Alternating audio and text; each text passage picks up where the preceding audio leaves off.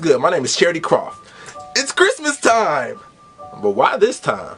I mean, I'm sure you already know December 25th has nothing to do with Jesus' birthday. According to the Bible, he was born sometime between spring and early October, but it was absolutely not December 25th.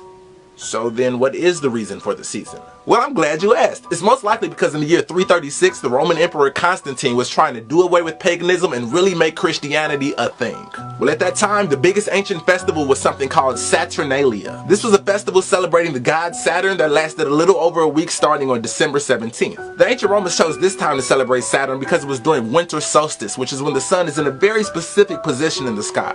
Now, we won't get too far into that, but listen, once you learn why Saturday is named after Saturn and why Sunday is named after the sun, and notice how most religious activities take place on one of those 2 days, a lot of things will start making sense to you. Anyway, so Constantine thought, since everybody's already celebrating at this time, I can just make this the day that we celebrate Jesus, and the whole world can make a much easier transition to Christianity. You gotta realize that at this time, most people worshiped multiple deities and were so-called pagans. Well, since Constantine and the Council of Nicaea were hell-bent on making Christianity the most powerful religion on earth, they just slapped their holidays on top of pagan holidays so the people could convert easier. Side note, the reason why Easter is always celebrated on a different day every year is because it's always the Sunday after the first full moon of the vernal equinox. Super pagan, nothing to do with Jesus' resurrection, nothing. Anywho, Christmas trees were used to decorate Saturnian temples, mistletoe was used by ancient druids because they believe it had mystical powers, and presents were given during winter solstice to celebrate the spring to come.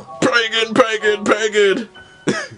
And you ain't even know it. So pagan, in fact, that Christmas was outlawed in the New World when the Puritans first got here because they knew how pagan it was. It didn't become okay till the 1680s when they realized that gift giving could be profitable. Speaking of pagan, what does that word even mean? Like, why do we act like pagan means devil worshiper? The actual definition of pagan is any person holding religious beliefs other than the main world religions. So in other words, anybody who is not Christian or Muslim. Words like that is how Christianity was able to take over the entire planet by creating a bad word for people who didn't convert.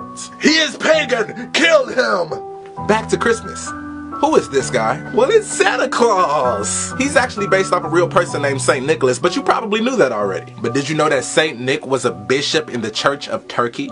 He anonymously gave 3 bags of gold to a poor family, and after that everybody just made up this legend about anonymous gifts coming from a guy named Saint Nicholas, and Santa Claus was born. Now he lives in the North Pole, even though he's from the Middle East. So that means that originally Santa Claus's gift giving was a noble act of helping the poor. But in the 1800s, companies found that it was far more profitable to make it about little kids, because of course people buy gifts for kids before they buy them for poor people. And so companies like Macy's started using Santa's name to make Christmas into a corporate capitalist fiasco. But here is the biggest point of this video. In America alone, we spend more than $465 billion on Christmas presents every year. Those are gifts for one day, $465 billion. Well, check this out. According to Charity Water, you can buy a well for $5,000 that will provide water for 250 people for 20 years. And according to Feed the Children, you can buy a meal for 300 people for $120. So if you do the math,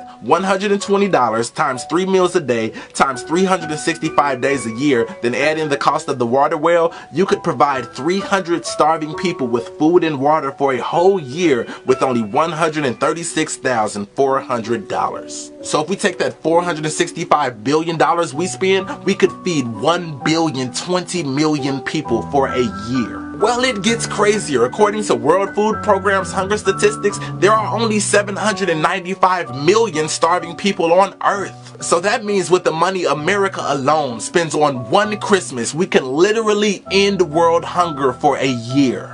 Now let's take that one step further.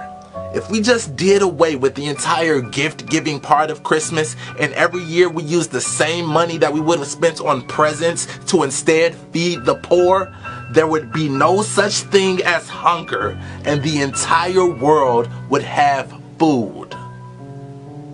Merry Christmas.